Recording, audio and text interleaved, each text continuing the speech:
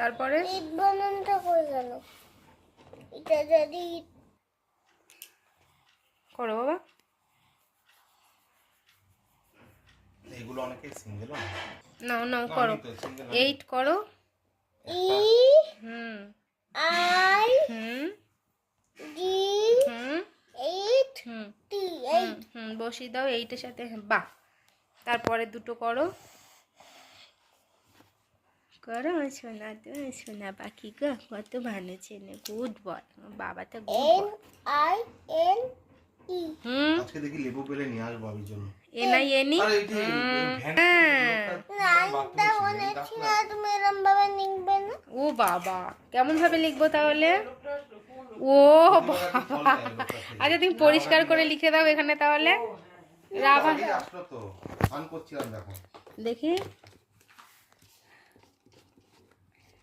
এরম ভাবে লিখবে ওরে না। বাবা, আচ্ছা তুমি তো আমাকে শিখিয়ে দেবে, তুমি তোমার বাবা হও, তুমি তো আমাকে শিখিয়ে দেবে। মা ভুল করবে আর আমার বাবা আমায় শিখিয়ে দেবে। নাও বসিয়ে দাও, 9 বসিয়ে দাও। ও 9টাকে একটু ঘুরিয়ে লিখবো। আচ্ছা ঠিক আছে ঠিক আছে। নাম তুমি মিল করো, মিল করো, 9 মিল করো। 9 দেখে কিন্তু।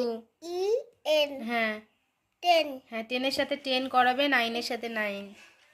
এন আই এন ই হুম 9 হুম। তুমি যে বললে এটা 9 না।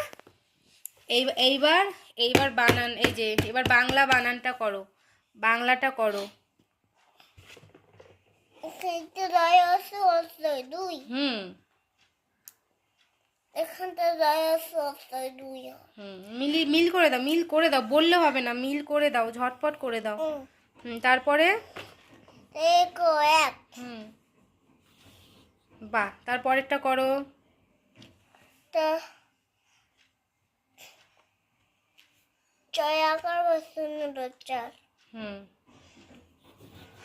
হুম তাই হস্তি দন্তান্ন 3 হুম হুম